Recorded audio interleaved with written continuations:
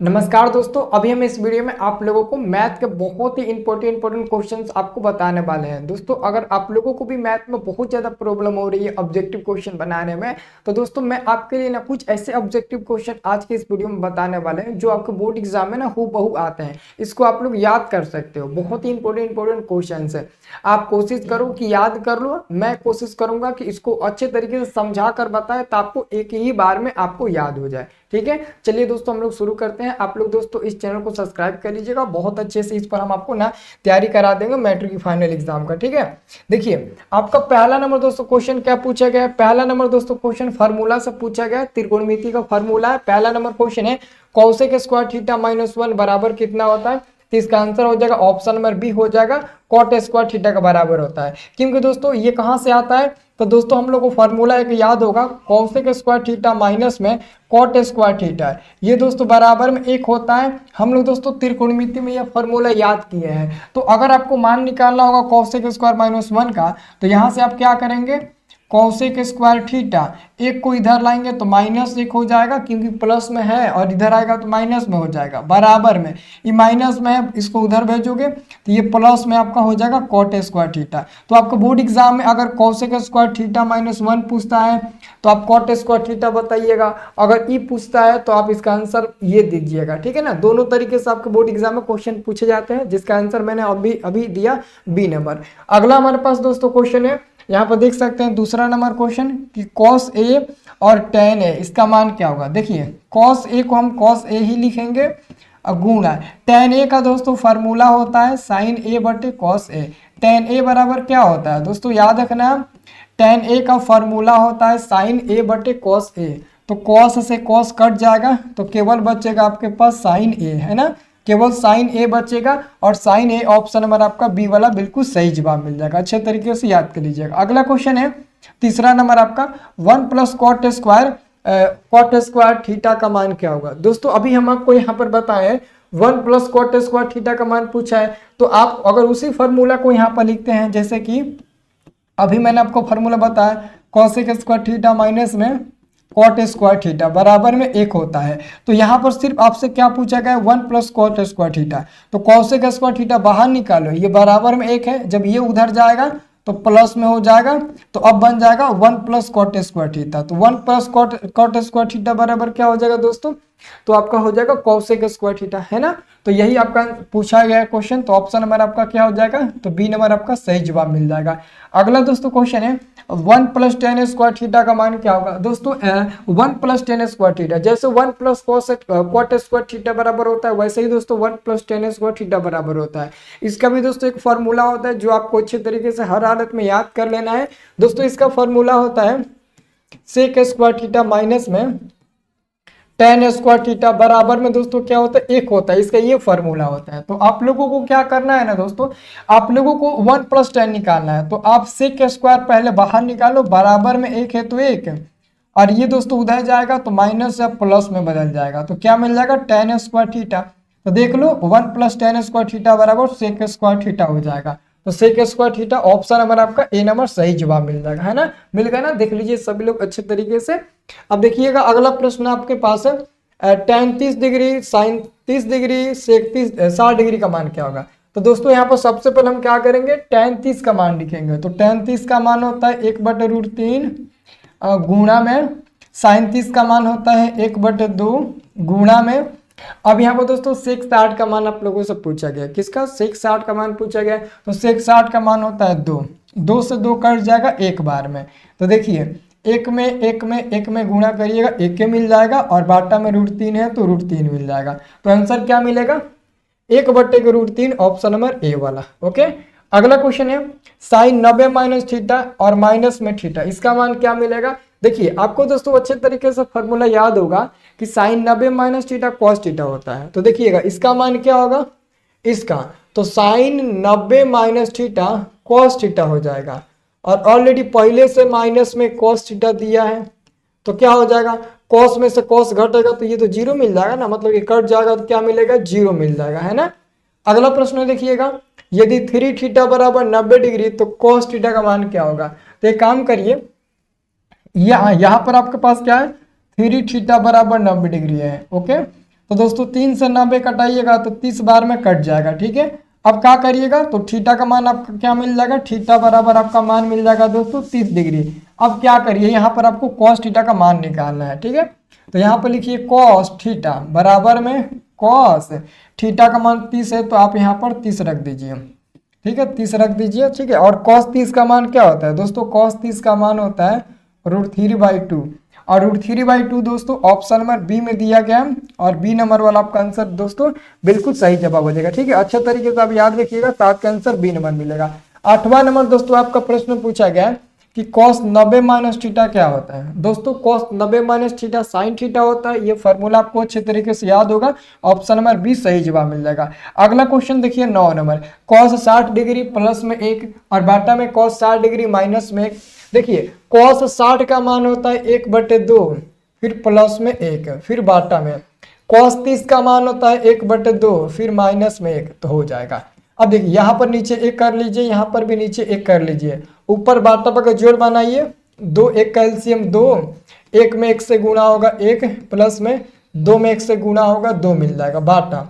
नीचे भी 2 1 का एलसीएम 2 निकालिए, 1 1 में गुणा करिए 1, माइनस में 2 में 1 से गुणा करिए तो 2 मिल जाएगा। ये 2 कट जाएगा, तो 1 2 का हो जाएगा 3 हो जाएगा बाटा में, 1 में से 2 घटेगा -1 मिलेगा, और 3 को -1 से भाग दोगे तो -3 मिलेगा।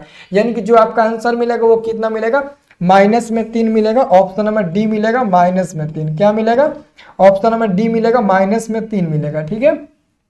अब देखिए दोस्तों अगला क्वेश्चन आपका आता है 10 नंबर, बहुत इंपॉर्टेंट क्वेश्चन है।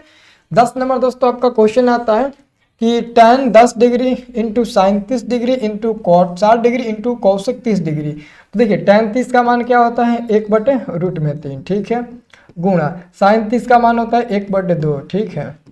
कॉट 60 का मान क्या होता है, तो दोस्तों कॉट 60 का भी मान होता है 1/√3, गुणा यहाँ पर कौशिक 30 का मान पूछा गया है।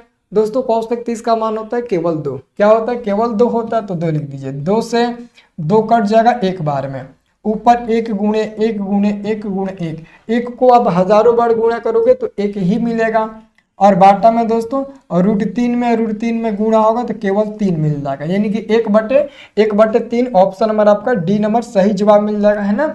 ऑप्शन में दोस्तों डी नंबर आपका बिल्कुल सही जवाब मिल जाएगा, 1/3 मिल जाएगा। ओके, बहुत अच्छे तरीके से आपको दोस्तों 10 क्वेश्चन समझ में आ गया होगा, मेरे को उम्मीद है, ठीक है। वीडियो को आप लोग लाइक कर दीजिएगा दोस्तों, चैनल को आप लोग सब्सक्राइब भी कर लीजिएगा, ठीक है। अब दोस्तों हम आपको अगला क्वेश्चन बताने वाले हैं, देखिएगा ध्यान से, बहुत इंपॉर्टेंट क्वेश्चन है।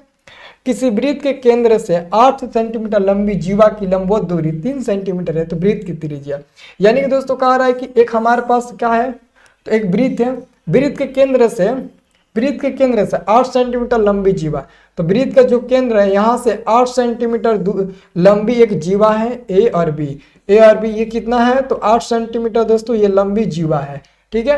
तो कह रहा है कि 8 सेंटीमीटर लंबी जीवा की लांबिक दूरी जो है ना, ये जो लांबिक दूरी है ये है आपका 3 सेंटीमीटर, ये 3 सेंटीमीटर है। तो कह रहा है कि वृत्त की त्रिज्या ज्ञात करें, तो दोस्तों ये 3 सेंटीमीटर है, इसको ओ मान लो, ठीक है, केंद्र ओ मान लो। तो ये आपका 3 सेंटीमीटर है, ये पूरा आपका 8 सेंटीमीटर है, तो दोस्तों इसको हम पी मान लेते हैं। तो बताइए ए और बी 8 है, तो ए और पी कितना होगा, 8 का आधा हो जाएगा 4 सेंटीमीटर, तो 4 हो जाएगा। और वृत्त की त्रिज्या इसे बोलते हैं, चाहे आप यहाँ से यहाँ मिलाओ या फिर आप यहाँ से यहाँ मिलाओ, ये वाला त्रिज्या होता है। तो अगर ये 4 तो ये भी 4 होगा, तभी ना दोनों को जोड़िएगा तो पूरा ए बी 8 मिलेगा। तो इधर से भी निकालो या इधर से भी निकालो, आपका मान तो सेम ही निकलेगा। तो कैसे निकलेगा, ये देखो, ये लंबा है तो एच का काम करेगा, क्योंकि यहाँ पर और यहाँ पर 90 डिग्री का एंगल बनेगा।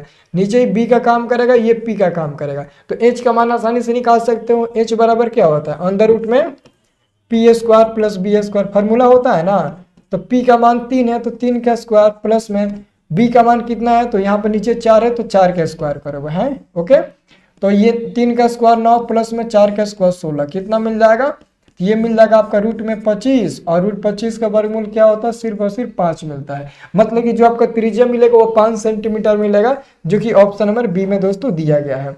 अगला क्वेश्चन है 12 नंबर दोस्तों, किसी वृत्त के केंद्र से 5 सेंटीमीटर दूर स्थित एक बिंदु ए पर वृत्त पर खींची गई स्पर्श रेखा की लंबाई 4 सेंटीमीटर, तो वृत्त की त्रिज्या क्या होगा। यानी कह रहा है कि एक वृत्त है, ध्यान से देखिए, कह रहा है कि एक वृत्त है, वृत्त के केंद्र से, वृत्त का केंद्र ओ हो गया, कह रहा है केंद्र से ना, केंद्र से 5 मीटर की दूरी पर, 5 सेंटीमीटर की दूरी पर एक बिंदु ए है।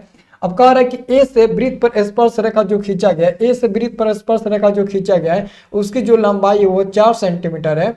तो बताना है आपको वृत्त की त्रिज्या क्या होगा, तो वृत्त की त्रिज्या ये हो जाएगा। और यहाँ पर दोस्तों 90 डिग्री का एंगल बनता है। आपको पता है ना, बाहर कोई बिंदु है और उससे वृत्त पर हम लोग ऐसे ही स्पर्श रेखा खींचते हैं, तो ये पूरा आपका लंबा दिख रहा है, मतलब कि एच का काम होगा। ये आपका आधार है तो ये बी का काम करेगा, ये पी का काम करेगा। तो आपको इस समय बी का मान निकालना है, तो बी बराबर फार्मूला होता है ना, पाइथागोरस प्रमेय से आप लोग याद किए होंगे, क्या होता है, b बराबर एच स्क्वायर माइनस में पी स्क्वायर। तो h का मान 5 तो 5 के स्क्वायर माइनस में p का मान 4 तो 4 के स्क्वायर कर दीजिए, तो कितना हो जाएगा, 5 के स्क्वायर 25, 4 के स्क्वायर 16।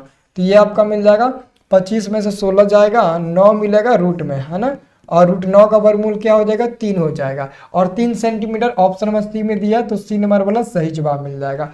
अगला क्वेश्चन है, यदि किसी वृत्त की त्रिज्या आधी कर दी जाए, मतलब कि कोई वृत्त की त्रिज्या है दोस्तों जिसको आधा कर दिया गया है। आधा मतलब कि r/2, आधा का मतलब होता है r/2, दुगुना का मतलब होता है 2r, तिगुना का मतलब होता है 3r, चौगुना का मतलब होता है 4r, पांचगुना का मतलब होता है 5r, और आधा का मतलब r/2 होता है। ठीक है, तो कह रहा है कि पुराने और नए वृत्त के परिधि का अनुपात। तो अनुपात कहा है, तो आपको ऐसे लकीर खींच लेना है। पुराना, तो पुराना वाला वृत्त की परिधि क्या होगा, 2πr हो जाएगा। और उसके बाद से नया, जो पहले कहेगा वही पहले ऊपर रखना है आपको, और नया वाला बाद में कहा है। तो दोस्तों आपको पता है ना, नया वाला वृत्त की परिधि भी यही होगा, आपका 2πr ही होगा। लेकिन सोचो, क्वेश्चन में कहा है कि कोई वृत्त की परिधि है, जिस वृत्त की कोई वृत्त की त्रिज्या है जिसको आधा किया गया है। तो वृत्त की त्रिज्या को आधा किया गया, मतलब कि जो नया वाला वृत्त बना है ना, उसी की त्रिज्या आधा की गई है। तो नया वाला वृत्त की परिधि क्या होगा, 2πr होगा। लेकिन 2πr में r नया वाला वृत्त की त्रिज्या है, तो नया वाला वृत्त की त्रिज्या r/2 है ना, तो r/2 लिखिएगा आप लोग। ठीक है, ये देखिए 2π से 2π कटेगा, r से r कटेगा, ये एक बार में, ये भी एक बार में, तो ऊपर 1 मिलेगा, नीचे 1/2 मिलेगा। बहुत लोग कटा देते हैं ना, तो केवल 1/2 लिख देते हैं। 1/2 मतलब कि 1:2 आंसर मिलेगा, जबकि रॉन्ग हो जाएगा।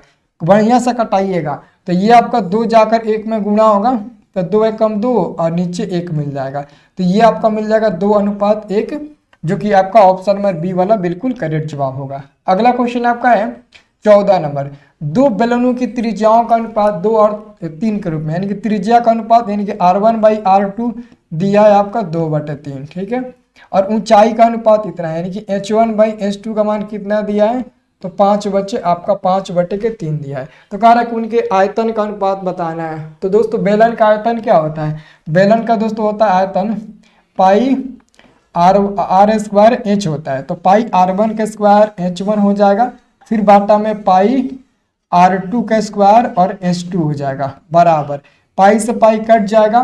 r1 का मान क्या है, r1 का मान 2 है, तो 2 ऊपर स्क्वायर है तो स्क्वायर देंगे, गुणा h1 का मान 5 है तो 5 लिखेंगे, बाटा में r2 का मान 3 है ना, r2 का मान 3 है तो 3 का स्क्वायर यहाँ पर करेंगे, गुणा h2 का मान 3 है तो यहाँ पर हम 3 लिखेंगे। अब देखिए 2 का स्क्वायर 4 गुणे 5, 3 का स्क्वायर 9 गुणे 3 हो जाएगा, तो ऊपर हो जाएगा 4×5 20 हो जाएगा, और बाटा में हो जाएगा 9×3 27 मिल जाएगा। यानी कि जो हमारा आंसर मिलेगा वो कितना मिलेगा, 20:27। देख लीजिए ऑप्शन नंबर आपका बी हो जाएगा। 27:20 नहीं बल्कि 20:27 मिलेगा, ऑप्शन नंबर बी हो जाएगा। अगला क्वेश्चन आपका है कि किसी घनाभ के 3 संलग्न फलकों का क्षेत्रफल ABC हो तो घनाभ का आयतन क्या होगा। दोस्तों घनाभ का आयतन हो जाएगा अंडर रूट में ABC मिल जाएगा, ऑप्शन नंबर सी सही जवाब मिल जाएगा। अगला क्वेश्चन है, दो घनों के आयतन का अनुपात उतना है तो उनके संपूर्ण पृष्ठ क्षेत्रफल का अनुपात कितना होगा। दोस्तों हम आपको कई बार बताए हैं कि आपको पहले 3 स्टेप कर लेना है, जैसे कि आयतन कर लेना है, फिर आपको क्या कर लेना है, क्षेत्रफल कर लेना है, फिर आपको भुजा यानी कि भुजा या त्रिज्या कर लेना है। ठीक है, ऐसे आप लोगों को अच्छे तरीके से कर लेना है। और चूंकि दिया है आपका आयतन का अनुपात 1:64, तो आपको क्षेत्रफल निकालना है और भुजा निकालना है। तो सबसे पहले दोस्तों आयतन का भुजा निकालिएगा तो क्यूब रूट लगेगा, क्योंकि डायरेक्ट आयतन से हम लोग भुजा निकालते हैं तो क्यूब रूट निकलता है। तो 1 का क्यूब रूट 1 के निकल जाएगा, लेकिन 64 का क्यूब रूट क्या होगा, जैसे 4 गुणे 4 गुणे 4, इनके 4 को 3 बार गुणा करोगे तो 64 मिलेगा। तो 3 का जुड़ा लग जाएगा तो क्यूब रूट 4 निकल जाएगा। तो ये दोस्तों आपका भुजा यानी कि त्रिज्या का अनुपात निकला। अगर क्वेश्चन में पूछेगा तो इसका आंसर ये हो जाएगा। लेकिन जब इसका क्षेत्रफल निकालिएगा तो 1 का स्क्वायर 1 हो जाएगा और 4 का स्क्वायर 16 हो जाएगा। तो जो क्षेत्रफल निकलेगा वो 1:16 निकलेगा, और 1:16 बी नंबर में दिया गया है।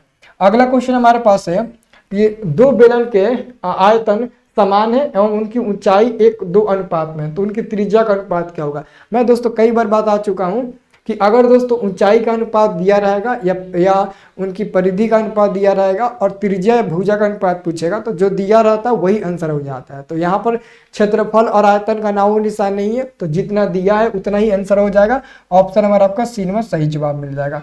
अगला हमारे पास क्वेश्चन है 18 नंबर दोस्तों, दो गोलों के आयतनों का अनुपात उतना है। मतलब कि दो गोला है, यहाँ पर आयतन पूछा गया। यहाँ पर फिर से देखिएगा आयतन हमारे पास कितना दिया गया है, 125 अनुपात में 27 दोस्तों दिया गया है। ठीक है, आपको क्षेत्रफल निकालना है। तो क्षेत्रफल निकालने से पहले आप भुजा यानी कि त्रिज्या निकाल लो, भुजा कहो या आप त्रिज्या कहो, इसका पहले आयतन ही निकाल, इसका अनुपात निकालो। तो 125 का क्यूब रूट लगाइएगा तो 5 निकलेगा ना, क्योंकि 5 गुणे 5 गुणे 5 होता है ना। 5 को 3 बार गुणा करोगे 125 मिलेगा। 27 को 3 बार गुणा करोगे ना तो क्या मिल जाएगा, तो 27 मिल जाएगा, है ना। तो 27 का क्यूब रूट 3 निकल जाएगा। अब दोस्तों क्षेत्रफल निकालना है तो 5 के स्क्वायर कर दो 25 और 3 के स्क्वायर कर दो 9, तो ये आपका मिल जाएगा ऑप्शन नंबर 20 सही जवाब मिल जाएगा। ओके, अगला क्वेश्चन है दोस्तों आपका 19 नंबर, यदि 6, 8, 9 x तथा 13 का माध्य 10 हो तो x का मान निकालो। देखो माध्य बराबर होता है टोटल संख्याओं का योग बटे कुल संख्या। तो माध्य दोस्तों 10 दिया है तो 10 लिख देंगे और टोटल संख्या को जोड़ेंगे और जितना संख्या होगा उतने से भाग देंगे। तो जोड़िए 6 गो 8 गो, ऐसे जोड़ दीजिए 6 + 8 + 9 + x + 13 जोड़ दीजिए। और ये कौ गो है, तो 5 गो है, तो 5 से आप भाग दे दीजिए। ठीक है, अब देखिए 10 में 5 से गुणा करिएगा तो 20 मिल जाएगा।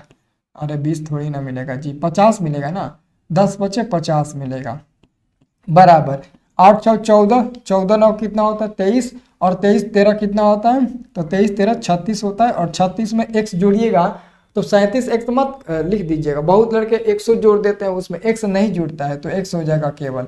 अब दोस्तों 50 में से 36 लाकर घटा दीजिए, बराबर में x हो जाएगा। 50 में से 36 घटेगा 14 मिलेगा और x बराबर हो जाएगा, यानी कि x का जो मान मिलेगा वो 14 आपका मिल जाएगा। ओके, अगला क्वेश्चन आपका है दोस्तों 20 नंबर कि 5 के प्रथम 7 गुणजों का माध्य निकाले। मतलब कि 5 के आपको 7 को गुणज का मान निकालना है। मतलब कि दोस्तों पहले तो आपको क्या करना है, 7 से भाग दे देना है, क्योंकि 7 को निकालना है तो 7 से आप भाग दे दीजिए। ठीक है, और 5 के 7 को गुणज क्या होंगे, पहले तो आपका 5 हो जाएगा फिर 10 हो जाएगा। मतलब कि जो जो 5 से कट जाएगा उसको आपको लेना है। तो 5 भी कट जाएगा 10 भी कट जाएगा। अब 6 7 8 9 थोड़ी ना कटेगा, तो उसको नहीं लेना है। तो 5 कट जाएगा, 10 कट जाएगा, 15 कट जाएगा, इसको जोड़ते चलिए, 15 कट जाएगा, फिर 20 कट जाएगा, 25 कट जाएगा, 30 कट जाएगा, फिर आपका 35 कट जाएगा। कब लेना है, 7 को, 1 गो 2 गो 3 गो 4 गो 5 गो 6 गो 7 गो, 7 गो हो गया।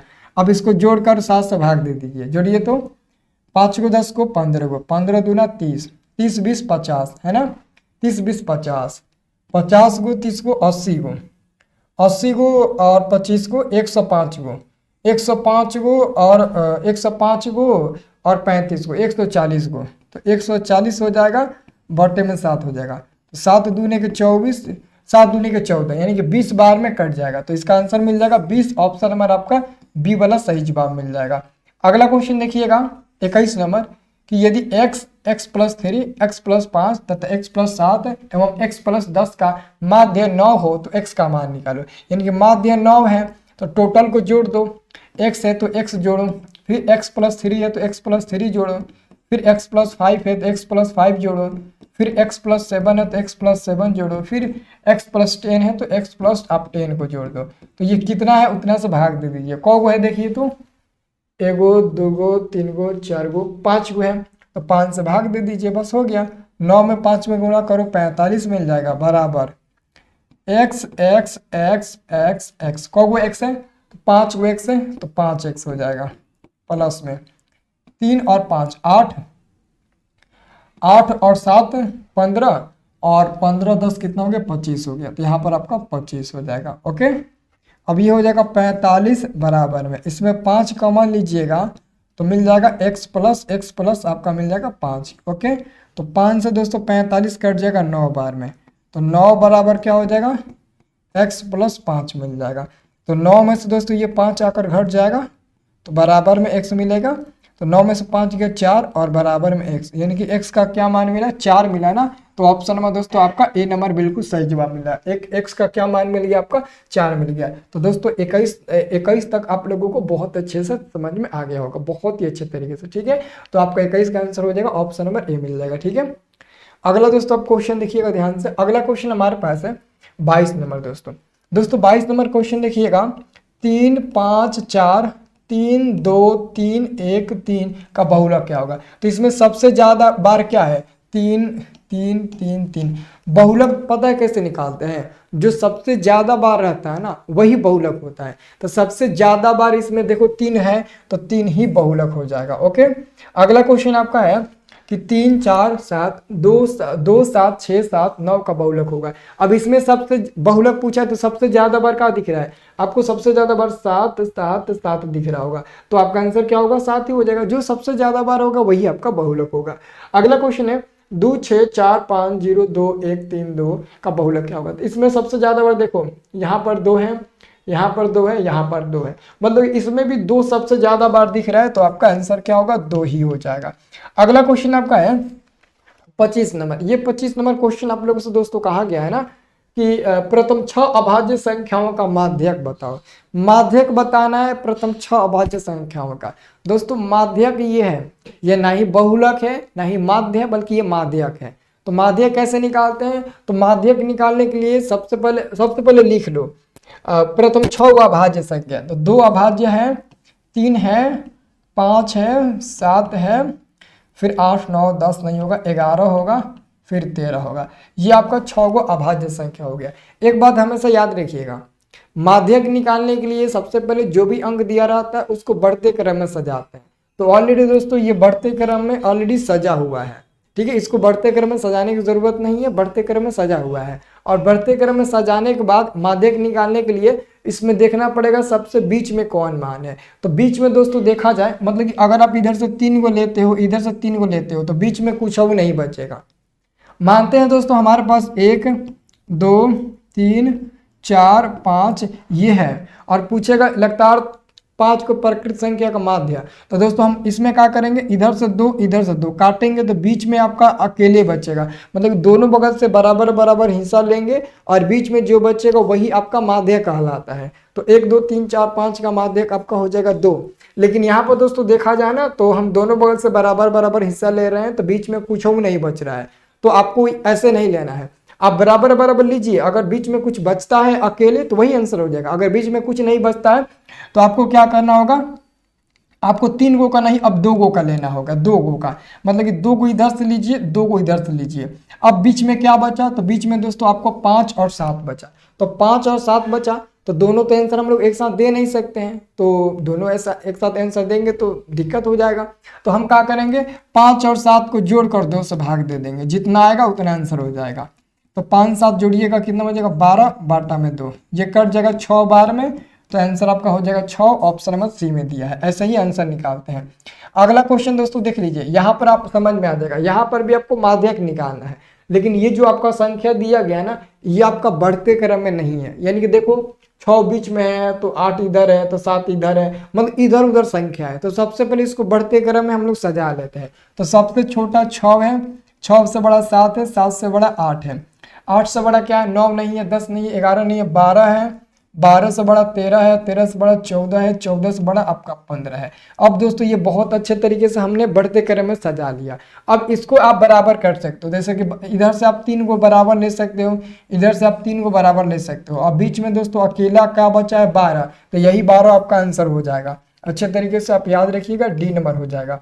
अगला क्वेश्चन आपका है 27 नंबर दोस्तों।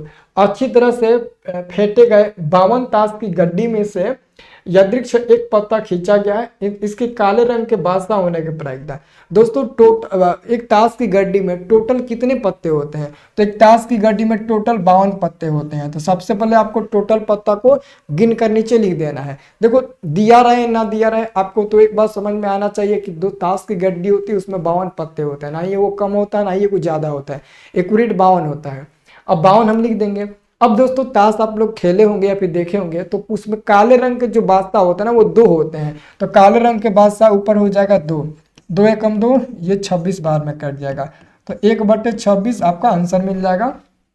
ऑप्शन नंबर आपका बी हो जाएगा 1/26। ओके, अगला क्वेश्चन है निम्नलिखित में से कौन सी संख्या किसी घटना की प्रायिकता नहीं हो सकती है? देखिए घटना की प्रायिकता का मानना जो प्रायिकता होता है वो 0 या 0 से बड़ा होता है, ठीक है ना। प्रायिकता का मान 0 या 0 से बड़ा और 1 या 1 से छोटा होता है। देखिए 0.7 जो है ना वो 0 से बड़ा है और 1 से छोटा है, तो ये होगा। लेकिन आप देखिए 2.5 2.5 जो है ना वो 1 से ज्यादा है, और 1 से ज्यादा प्रायिकता का मान कभी होता ही नहीं है। तो ऑप्शन नंबर बी हो जाएगा। अगला क्वेश्चन है असंभव घटना की प्रायिकता होती है, जो असंभव घटना की प्रायिकता का मान होता है ना वो कितना होता है? तो असंभव घटना की प्रायिकता का मान होता है आपका 0। ऑप्शन नंबर आपका सी सही जवाब मिल जाएगा। अगला क्वेश्चन आपका है 30 नंबर। किसी घटना ई के घटित होने की प्रायिकता पी हो तो निम्नलिखित में कौन सही है दोस्तों? तो ऑप्शन नंबर आपका डी वाला सही होगा, क्योंकि आपको पता होगा प्रायिकता का मान 0 या 0 से बड़ा 1 या 1 से छोटा होता है। तो डी नंबर में सही बिल्कुल दिया गया, तो ये सही हो जाएगा। अगला क्वेश्चन है निम्नलिखित में कौन एक घटना की प्रायिकता का मान नहीं हो सकता है? देखिएगा इसको देखिए, ये प्रतिशत में है, 100 से भाग दोगे तो ये भी हो जाएगा। ऑप्शन नंबर आप डी को देखिएगा, 3/2 को भाग दीजिएगा तो 1.5 मिलेगा। क्या 1.5 प्रायिकता का मान होगा? नहीं होगा। क्यों? क्योंकि ये तो 1 से ज्यादा है, और 1 से ज्यादा जो होता है वो प्रायिकता का मान नहीं होता है। इसको आपको याद रखना है। अगला क्वेश्चन हमारे पास है 32 नंबर। प्रायिकता का न्यूनतम मान क्या होता है? प्रायिकता का न्यूनतम मान मतलब कि सबसे छोटा मान प्रायिकता क्या होता है? 0 होता है। अगला क्वेश्चन है यदि ई कोई घटना हो तो पी प्लस पी डैश, तो पी का मान 1 होता है, पी डैश का मान 0 होता है। दोनों को जोड़ोगे तो 1 ही मिलेगा। ऑप्शन नंबर बी हो जाएगा। अगला क्वेश्चन आपका है 2 पासों को एक साथ उछाला जाता है, दोनों पासों पर एक ही संख्या आने की प्रायिकता है। देखिए जब 2 पासे को एक साथ उछालोगे तो टोटल परिणाम आपका 36 मिलेगा। ये आपको याद कर लेना है। जब ये लूडो के 2 पासे को हवा में उछालेंगे तो इसका जो परिणाम मिलेगा वो 36 मिलेगा। आपके बोर्ड एग्जाम में दोस्तों ऑब्जेक्टिव में पूछा जाता है कि 2 पासे को हवा में फेंकने पर टोटल परिणामों की संख्या कितनी होती है? तो आप लोग बताइएगा 36 होता है। तो हम टोटल परिणाम 36 लिख देते हैं, ठीक है। और दोस्तों जो पासा होता है उस पर 1 से लेकर 6 तक अंक होता है, लेकिन 2 पासे को उछालना है तो दोस्तों 2 पासे को उछालिएगा ना तो कह रहा है कि दोनों पर एक ही अंक आने की प्रायिकता है। यानी कि आप ये नहीं गिन सकते हैं कि पहला पर 1 आया तो दूसरा पर 2, ये नहीं होगा। अगर पहला पर 1 तो दूसरा पर भी 1, दूसरा पर 2 तो पहला पर भी 2 आना चाहिए। तो ऐसे में दोस्तों आपका 6 को आएगा, 1 1 2 2 3 3 4 4 5 5 6 6 6 6, यही ना आपका आएगा दोनों पर सेम अंक। तो ये 6वें बार ना संभव हो सकता है। तो 6 आपका ऊपर हो जाएगा, 6 कम 6 6 का 36 कट कर मिल जाएगा 1/6। ऑप्शन नंबर आपका सी नंबर सही जवाब मिल जाएगा। अगला हमारे पास प्रश्न है निश्चित घटना की प्रायिकता होती है, निश्चित घटना की प्रायिकता का मान ऑप्शन नंबर हो जाएगा ए 1 होती है। अगला क्वेश्चन है कि किसी घटना ई के लिए निम्न में कौन सही है? तो घटना ई के लिए कौन सही होता है? ऑप्शन नंबर आपका होता है ऑप्शन नंबर सी वाला, क्योंकि P प्लस पी डैश का मान 1 होता है। हाँ तो बिल्कुल सही है, ऑप्शन नंबर आपका 20 सही जवाब हो जाएगा। दोस्तों अगर आपको ये वीडियो पसंद आया है और मैथ कैसे ही और भी वीडियो आपको चाहिए जो कि एग्जाम के लिए इंपॉर्टेंट रहेगा और आप बोर्ड एग्जाम में बहुत अच्छे नंबर ला सकते हैं अगर ऐसे ऐसे आप वीडियो देखेंगे तो, ठीक है ना। तो दोस्तों आप लोग चैनल को सब्सक्राइब करिए और कमेंट बॉक्स में हमें बताइए जरूर, ठीक है ना। ये बहुत ही ज़्यादा इंपॉर्टेंट क्वेश्चन था आपके लिए, ठीक है। तो अच्छे तरीके से सभी क्वेश्चन को आप लोग याद जरूर कर लीजिएगा, ठीक है।